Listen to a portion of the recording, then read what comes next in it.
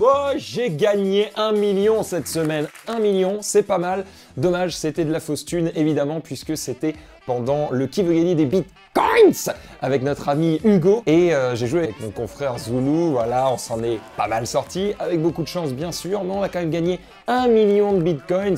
Oui, c'est un spoil, mais si vous voulez voir ce qui s'est passé, eh bien, je vous invite à regarder évidemment la vidéo. On a fait d'autres trucs cette semaine, on a fait du 2v2 sur Dragon Ball Card Game. On a proposé une variante de règles qui me semble particulièrement cool. Si vous voulez aller voir comment ça se joue, vous pouvez soit aller sur cardgame.fr où il y a un article qui vous explique les règles. Sinon, eh bien, vous pouvez aller directement sur le replay de l'émission qui est disponible évidemment sur la chaîne, le stream replay. Et puis enfin, voilà, on a annoncé la nouvelle prog. Voilà, la nouvelle prog de le stream qui vient d'arriver. Elle a été annoncée par Menro, c'était eh bien ce jeudi dans le récap. Récap qui d'ailleurs, vous allez le voir, va passer à 18h30, de 18h30 à 20h. Donc il y a des programmes qui ne bougent pas, des programmes qui changent d'horaire, des programmes qui sont nouveaux, qui arrivent. On espère que tout ça va vous plaire. Certains vont démarrer dès la semaine prochaine, comme par exemple une nouvelle émission Magic, donc voilà, pour tous les fans de jeux de cartes. Vous étiez nombreux à nous réclamer du Magic, et bien il va y en avoir à partir de jeudi prochain, 20h sur le stream.fr. Et la grosse news de la semaine, c'est Apex Legends qui est sorti lundi et quel claque! Ils vous ont balancé ça dans la gueule lundi soir, vous attendiez à rien, le jeu est super bien fini, il est beau, le gameplay est propre, mais d'où ça sort? Eh ben, c'est un jeu d'Electronic Arts qui est fait par Respawn Entertainment. Et c'est pas n'importe qui. Respawn, c'est les mecs qui avant bossé sur Call of Duty. Ils se sont barrés de chez Activision, ils ont fait leur propre boîte et ils ont sorti Titanfall 1 et 2. Titanfall, succès mitigé. Pourtant, il y a un 3 qui arrive, mais avant ça, eh bien, surprise, ils avaient rien annoncé à personne, c'était un secret très bien gardé. Et puis d'un coup, bah, ils ont invité tous les gros influenceurs Twitch, YouTube, et puis ils les ont amenés directement à Los Angeles. Les mecs ont pu tester le jeu, ils ont teasé un petit peu, et là, énorme reveal, un Battle Royale dans un monde qui change pas mal de ce qu'on a l'habitude de voir dans les Battle Royale, et surtout vent de fraîcheur avec des mécaniques qui nous rappellent un petit peu justement Call of Duty, ce fait de pouvoir glisser comme ça sur le sol, et puis un gameplay un peu arcade, puisque les personnages qui sont au nombre de 8 ou 10 actuellement, eh bien, ont tous des pouvoirs différents et peuvent s'agripper à des tyroliennes pour partir en hauteur, utiliser un jetpack pour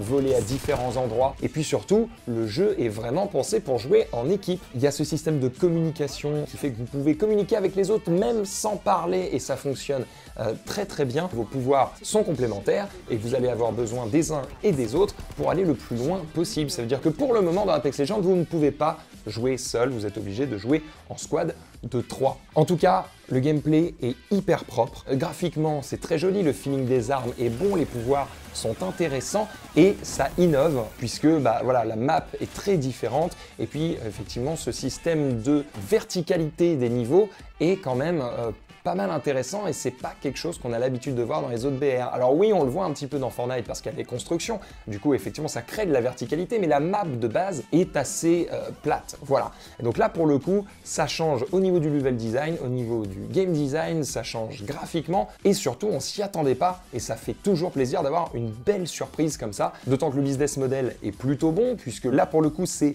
totalement gratuit, il n'y a pas de thunes à dépenser pour des améliorations de gameplay, ce n'est que du cosmétique, vous pouvez les obtenir directement en utilisant la monnaie du jeu. Donc du coup, c'est plutôt cool, ça donne vraiment envie d'y jouer, d'autant que vous pouvez l'acquérir gratuitement et vous pouvez y jouer gratuitement. C'est pas exactement la même chose pour Anthem.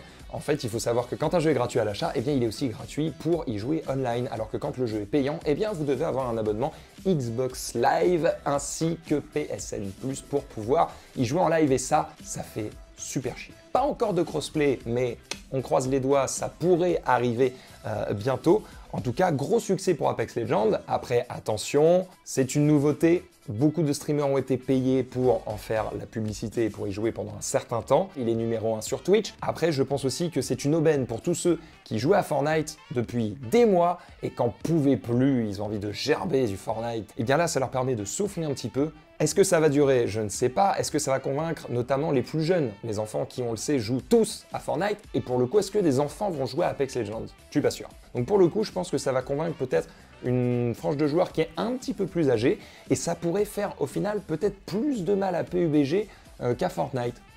Le temps nous le dira, on verra ce que ça donne. C'est simplement que voir Fortnite numéro 1 qui écrase littéralement toute concurrence, bah c'est pas bon. Il faut que Fortnite ait besoin de se sortir les doigts, il faut que les autres jeux aient le droit d'exister. Donc voilà, vous le savez, comme dans tous les domaines, la concurrence a du bon. Et en plus, venant d'Electronic Arts, qui, pour une fois, qui font un truc qui est vraiment bien, bah j'ai envie d'applaudir dès demain en fait. Cette semaine, on va parler de technologie puisque dans le récap, eh bien, on a abordé un sujet notamment avec Erwan de First Team puisqu'on parlait d'Elon Musk qui annonçait que fin 2019, on aurait déjà des voitures totalement autonomes. Et quand on dit totalement autonome, ça veut dire que vous n'avez absolument pas besoin de la conduire. On pourrait presque ne pas vous mettre de volant parce que de toute façon, vous n'avez pas à le toucher. Est-ce que toi, tu monterais dans une voiture autonome si demain, ton Uber, eh ben, il n'y a pas de conducteur, si à la place, c'est un ordinateur qui t'emmène d'un point A à un point B, est-ce que tu montes dedans direct? Est-ce que tu as confiance? Et moi, je lui répondais, bah oui, complètement, même bien plus qu'un conducteur humain. Il me disait, non, pas du tout. Quand tu conduis, il y a un feeling, il faut anticiper ce qui va se passer sur la route. Et ça, il ne fait confiance qu'à un humain pour ça. Moi, à l'inverse, je fais surtout pas confiance à l'humain, je fais bien plus confiance à la machine. Ça avait tendance à le choquer, alors je me suis renseigné. Parce que j'étais pas d'accord avec lui, mais j'avais peut-être pas des arguments probants. Et pour le coup, je suis tombé sur une vidéo que m'a envoyé un de nos viewers, une vidéo de CGP Grey qui fait voilà, plein de vidéos scientifiques ou non sur tout un tas de sujets. Et il y a une vidéo qu'il a fait il y a quelques années maintenant qui explique que de moins en moins, on va avoir besoin d'humains. Les robots vont tous finir par nous remplacer, que ce soit pour des métiers totalement basiques, comme pour des métiers beaucoup plus complexes, jusqu'à même les métiers artistiques, qui semblent pourtant être les métiers les plus difficiles à remplacer. Eh bien, rien n'est irremplaçable. Méfiez-vous, les robots arrivent pour vous. Je vous invite à aller la voir si vous voulez voir la vidéo dans son entièreté puisqu'elle parle d'autre chose que des véhicules, mais moi je vais me concentrer vraiment sur les voitures. Il faut savoir que le transport, c'est plus de 3 millions de personnes et ça juste aux États-Unis, c'est donc le secteur qui emploie le plus de personnes. Alors on a très envie évidemment de remplacer tous ces humains par des robots parce que ça coûte moins cher, ça ne se fatigue pas, ça n'a pas d'accident ou en tout cas beaucoup moins. Est-ce que vraiment il y aura moins d'accidents? Est-ce que les assurances elles vont pas être inquiétées par ces voitures? Eh bien en fait, pas du tout. Déjà, il faut savoir que les véhicules autonomes existent déjà. C'est simplement que ça va être très compliqué au niveau de la loi pour valider tout ça. Mais en fait, ça fonctionne déjà et les voitures totalement autonomes ont déjà fait des centaines de milliers de kilomètres sans aucune intervention humaine et sans aucun accident. Et il y a un propos qui a retenu mon attention dans cette vidéo, c'est notamment le fait que la machine, en l'occurrence la voiture, n'a pas besoin d'être parfaite. Elle a simplement besoin d'être meilleure que vous, meilleure que moi, meilleure que nous tous, meilleure que les humains. Et en fait, elle l'est déjà. Parce qu'elle ne se fatigue pas, elle ne s'endort pas au volant, elle est toujours concentrée, elle voit à 360 degrés, elle voit en infrarouge, elle n'est jamais éblouie par le soleil, elle ne fume pas au volant, elle ne regarde pas son téléphone, elle ne change pas la station de radio, elle ne parle pas aux passagers. Elle est totalement focus sur une seule chose, emmener en toute sécurité son passager d'un point A à un point B, elle ne vit que pour ça. Mieux encore, elle prend de l'expérience et elle en prend bien plus vite que nous tous, puisque le principe, ça va être de connecter toutes ces voitures autonomes et que l'expérience de la voiture A qui se trouve aux États-Unis, eh bien, sera accumulée également par la voiture B qui, elle, se trouve en France. Ça veut dire que toutes les voitures vont communier entre elles, comme dirait notre ami Zoulou, et qu'elles vont apprendre à une vitesse démente. Oui, elles sont déjà meilleures que les humains. Oui, elles existent déjà. Est-ce qu'on les verra vraiment fin 2019? J'ai un très gros doute là-dessus, notamment pour des questions législatives. Mais d'un point de vue technologique, c'est tout à fait possible et c'est tout à fait sécurisant. D'ailleurs, puisqu'on parlait des assurances, eh bien en fait, il faut savoir que les assurances, elles sont ravies de cette nouveauté, tout simplement parce que oui, il y aura peut-être quelques problèmes et on verra qui aura besoin de rembourser, qui sera responsable, mais surtout, il y aura beaucoup moins d'accidents. Alors l'assurance, elle est ravie parce que pour elle, le meilleur assuré, c'est celui qui paye très peu, mais qui paye tout le temps et qui n'a aucun accident. Alors à mon avis, les véhicules autonomes, vous allez en avoir très bientôt, mais là où c'est plus inquiétant, c'est que ce qui arrive dans nos véhicules va également arriver très vite dans tous les autres robots et donc tous les autres corps de métier. Alors là, le problème, c'est qu'on va possiblement arriver sur une énorme crise qu'on a déjà vécue il y a quelques années où il y avait 25% de personnes qui avaient perdu leur emploi. C'était assez terrible. Là, on a des estimations qui nous disent qu'on pourrait arriver à 45% de personnes qui ne servent plus, en tout cas servent moins que les robots. Ça va être terrible, je sais pas encore comment on va solutionner ça, mais la question n'est pas de savoir si ça va arriver. La question c'est de savoir quand ça va arriver et comment on va faire pour réagir à ça.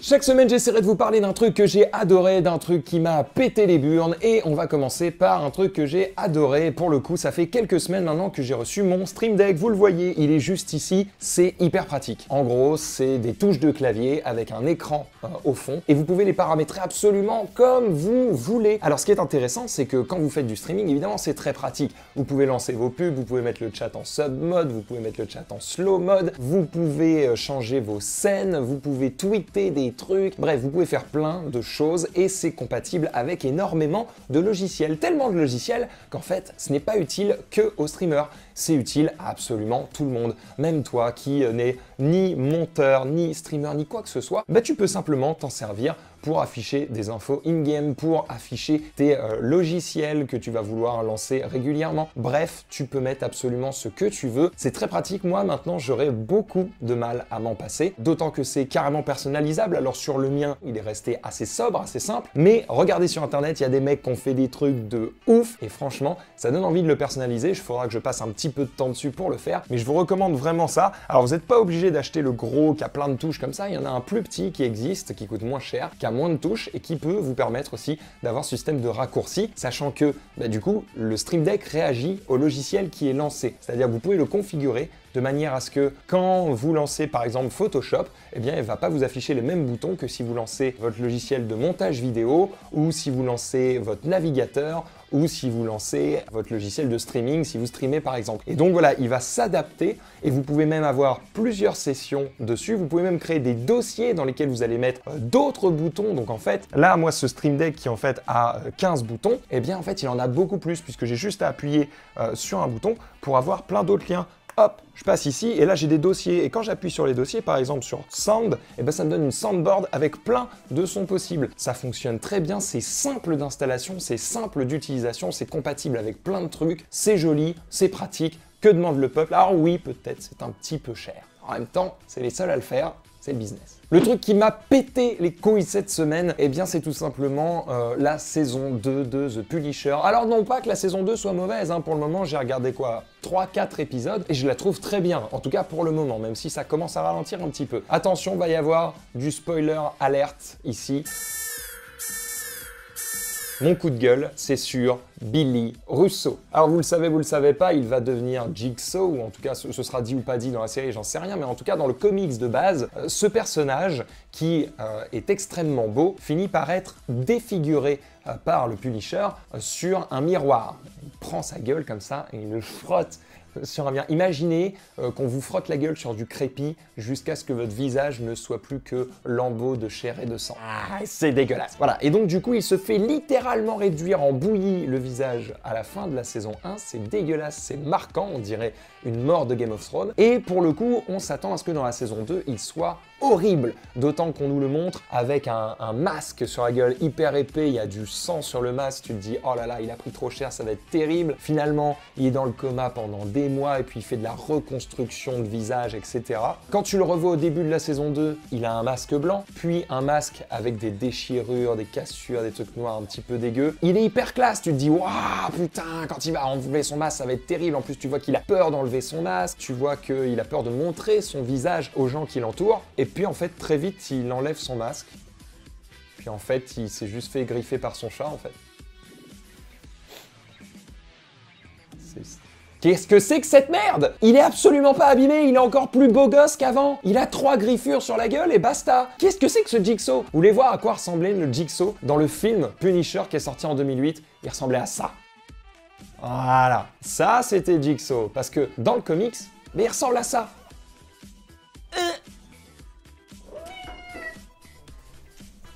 Le rapport, il n'y a aucun rapport. Qu'est-ce que c'est que cette merde? Alors, la réalisatrice a annoncé qu'elle regrettait de ne pas avoir assez appuyé la déformation de visage de notre ami Billy Russo. C'est trop tard en fait, le mal est fait, t'as enculé le perso, c'est chiant. Voilà, alors je sais pas si c'est l'acteur qui voulait rester beau gosse, si c'est la réalisatrice qui voulait pas d'un truc horrible et de se taper un zombie pendant l'ensemble de la saison. Toujours est-il que le charisme du personnage est réduit à néant. Parce qu'il passe l'entièreté de la saison à se plaindre qu'il a été défiguré, qu'il est devenu moche alors qu'avant il était beau et que c'est le truc auquel il tenait le plus et que c'est ça qui l'énerve et que ça le rend fou. Mais c'est pas crédible! Parce que du coup, à chaque fois qu'il se plaint, tu regardes sa gueule et tu dis « Mais ferme-la, t'es plus beau que moi, bordel! Il est plus beau que nous tous !» Ça n'a pas de sens. C'est de la merde. Bref, j'ai fini de râler, on se retrouve la semaine prochaine pour une nouvelle vidéo et surtout sur le stream, la nouvelle prog et le nouveau studio. On va complètement changer le studio du récap. Moi-même, j'ai aucune idée de ce à quoi ça va ressembler. Je crois juste qu'il va y avoir beaucoup plus d'écrans.